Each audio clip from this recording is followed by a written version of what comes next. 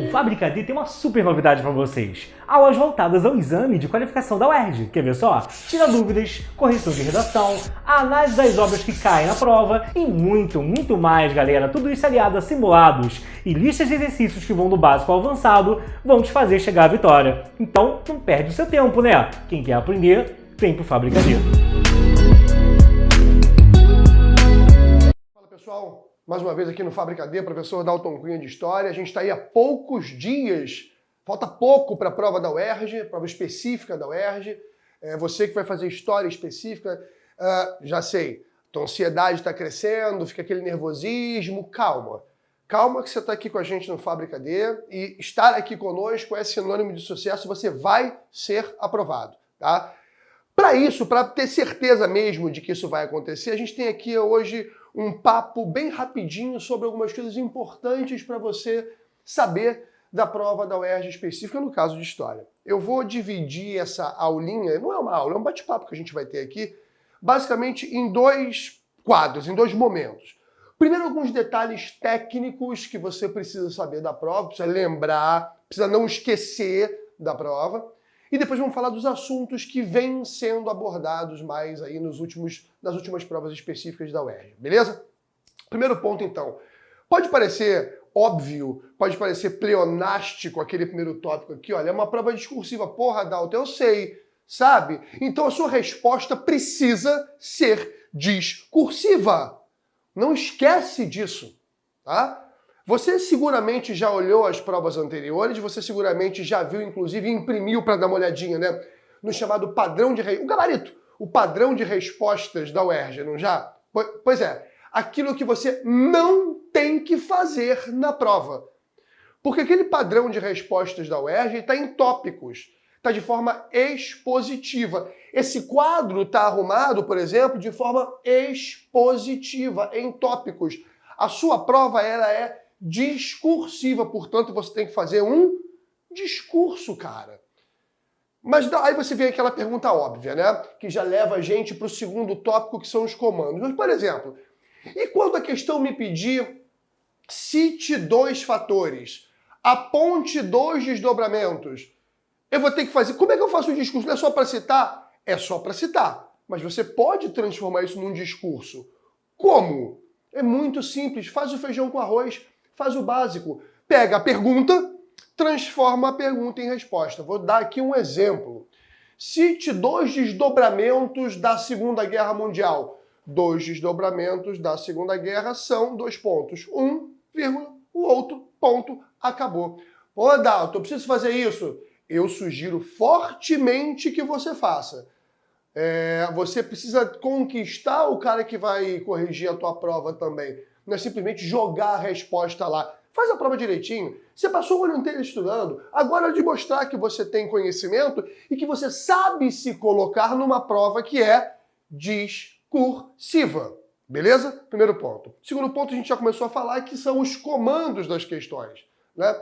Cite, indique, aponte, mencione. O que você vai fazer? Citar, indicar, apontar e mencionar. Ele pede quantos? Pediu 2? Eu sei 5. Eu sugiro que você só coloque 2. A não ser que você tenha absoluta certeza daquilo que você está escrevendo. Você tem absoluto domínio sobre aquele assunto. Porque se você botar, ele te pediu 3, você colocou 4 e esse quarto não tem relação com a questão, você está correndo risco. Dança conforme a música. A gente está lidando com um concurso. E eu estou trabalhando aqui com vocês, primeiro, detalhes técnicos. Então, vamos nas questões técnicas, beleza? Explique. Você vai explicar, até porque, vamos voltar ao primeiro ponto, a sua prova é discursiva. Muita atenção agora para esse comando que frequentemente aparece. Diferencie. O que é diferenciar? É você apontar diferenças entre dois contextos, entre dois movimentos. O que você não deve fazer? É claro que em alguns momentos, quando você for apontar diferença entre dois contextos, entre dois movimentos, entre duas ideologias, né, a diferença entre elas é a presença de algo em uma e a ausência desse algo na outra. É claro que isso pode acontecer. mas geralmente o que ele vai medir em você é o teu conhecimento, porque a tua prova é uma prova específica. Vou te dar aqui um exemplo. Diferencie os atores sociais, da Inconfidência Mineira e da Conjuração Baiana. Você que acompanha as nossas aulas aqui no Fábrica Deles vai saber responder essa mole. Por quê? Porque a Inconfidência Mineira teve a participação de uma elite lá em Minas Gerais, ao passo que a Conjuração Baiana ela foi protagonizada por setores populares. Essa é a diferença. O que você não deve fazer, o que você não pode fazer na hora da prova. A Inconfidência Mineira teve como protagonistas a elite mineira. Já a Conjuração Baiana, não. Percebe? É para você diferenciar. Claro, repito, em alguns momentos, a diferença é exatamente essa. Presença de algo num contexto, ausência deste algo num outro contexto. Mas geralmente não é assim. Então fique atento. Sempre positiva as diferenças, não negativando. Ok? Tranquilo? Próximo ponto. Sem transformar a tua resposta num roteiro de novela mexicana. Tá? Eu lembro, na época que eu fui da banca da UERJ, eu não lembro exatamente, mas era uma questão sobre Guerra do Paraguai, eu não lembro exatamente qual era, mas era uma questão de desdobramentos sociais da Guerra do Paraguai aqui no Brasil. E aí eu nunca vou esquecer dessa prova, porque o candidato começou a responder da seguinte forma: a Guerra do Paraguai foi algo terrível, muitos mortos, muitos corpos espalhados pelo chão, famílias chorando, né, a morte de seus entes queridos. Para com isso.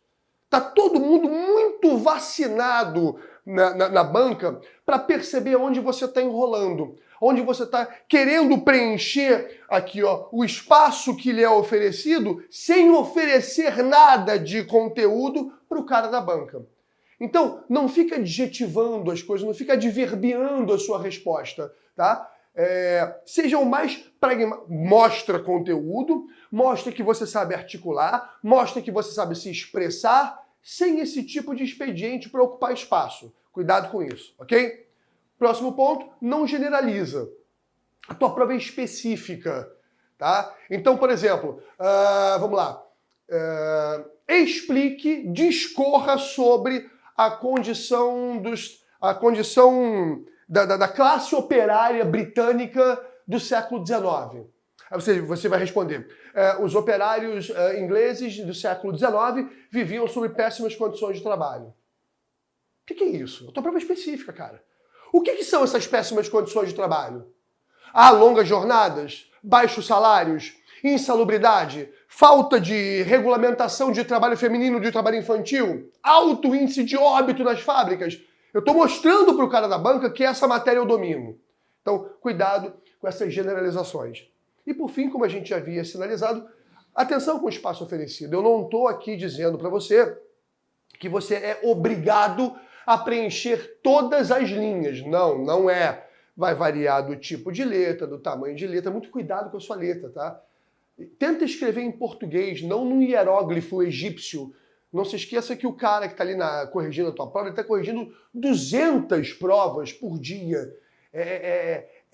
Chega um momento em que, vai por mim, chega um momento em que você olha, pô, mas esse cara aqui, olha a letra desse cara. Cuidado, né? Tem um pouco de capricho na prova também, isso é importante.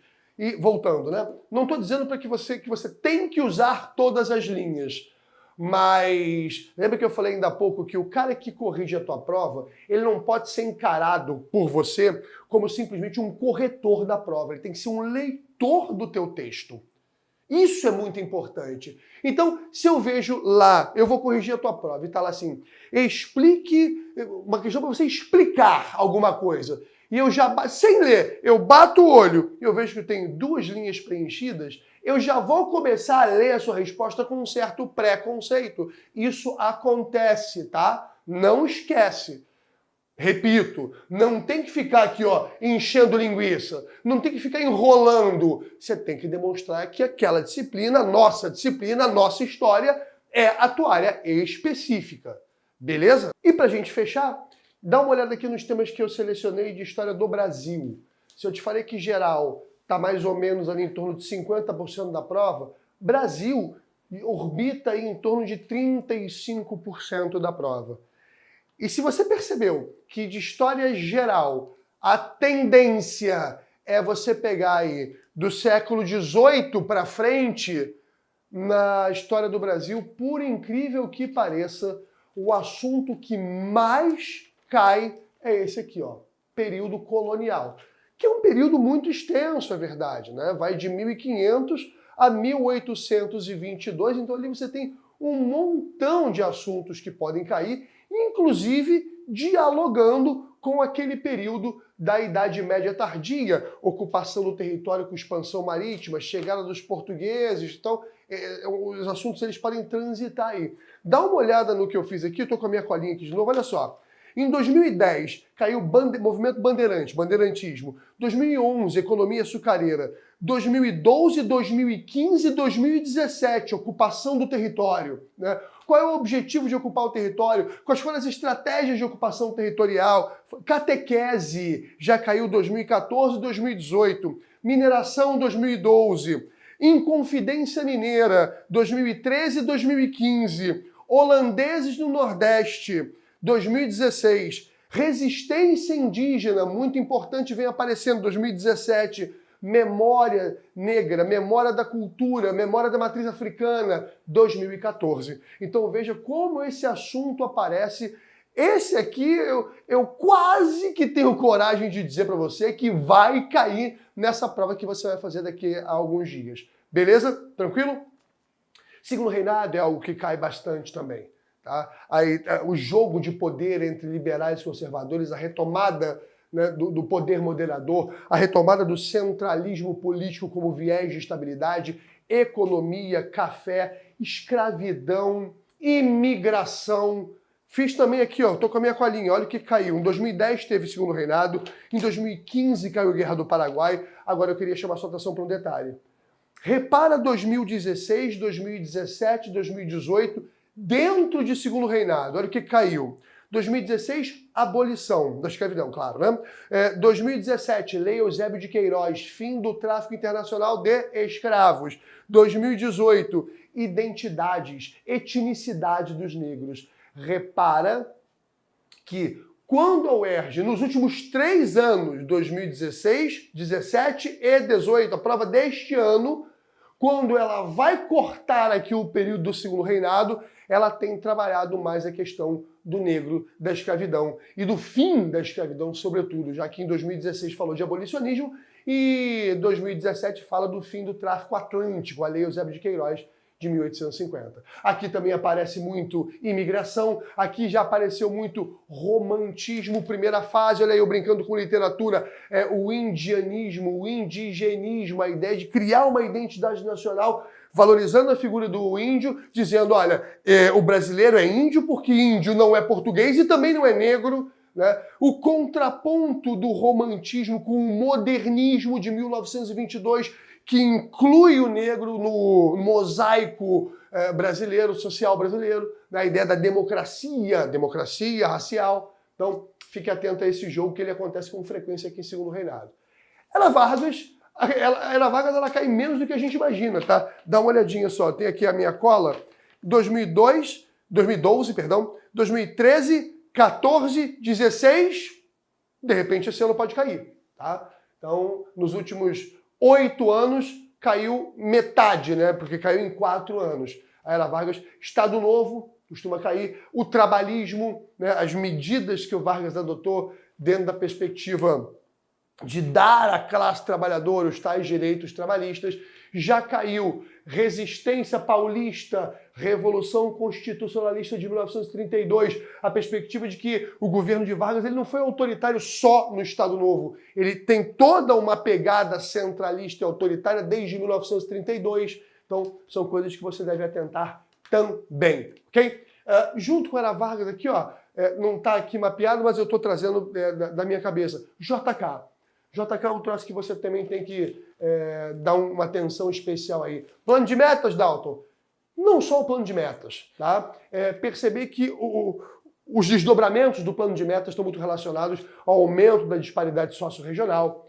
A Copa do Mundo de 58 como uma ferramenta, né, que contribuiu para dar aquela sensação de que o Brasil ali cresceu, de que o Brasil se desenvolveu 50 anos e 5, os tais anos dourados.